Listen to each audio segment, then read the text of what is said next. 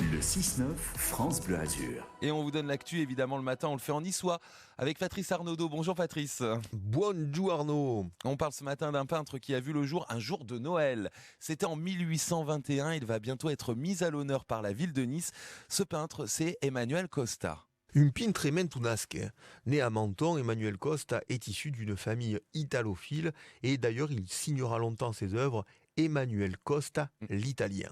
Et ce n'est pas un hasard sans doute s'il se marie avec une Vénitienne qui lui donnera 13 enfants. Et alors, son premier atelier à Emmanuel Costa, il se trouve dans un endroit de rêve.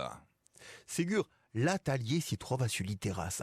Les terrasses du cours Saleia qui auront de quoi inspirer Emmanuel Costa qui, comme ses congénères de l'école des paysagistes niçois, nous permet aujourd'hui de nous rendre compte que si le tourisme s'invente à Nice, c'est qu'à l'époque, la ville a vraiment des airs de petit paradis. Et Costa va também pinta des monuments oublidates, des monuments comme la porte de Turin qui lui sont chers, lui l'italophile, cet arc de triomphe qui s'élevait au nord de la place Garibaldi et qui donnait à ce quartier un air vraiment monumental. Emmanuel Costa qui était un peintre reconnu de son vivant, Patrice.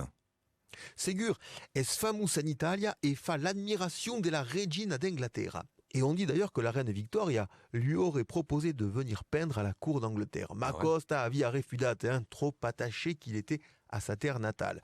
Ma des villes comme à Paris, au Varsovie, l'y van commanda des Tamleu.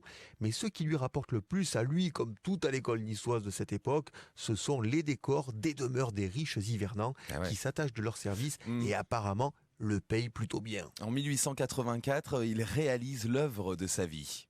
Et ouais, à l'époque, à la mairie, elle y demande à des pinta lu plafond de l'opéra. C'est ainsi que lorsque vous vous rendez à l'opéra, la fresque faisant référence à Phaéton, le fils d'Apollon, est due à Emmanuel Costa qui nous quittera en 1921 rue Cassini dans un immeuble qui porte toujours l'inscription au rez-de-chaussée Studio Costa et qui nous rappelle la mémoire de ce peintre Emmanuel Costa qui sera bientôt mis à l'honneur par une belle exposition Villa Massena au printemps prochain, une exposition à ne manquer sous aucun prétexte. On va suivre ça avec attention évidemment. Merci Patrice, à demain.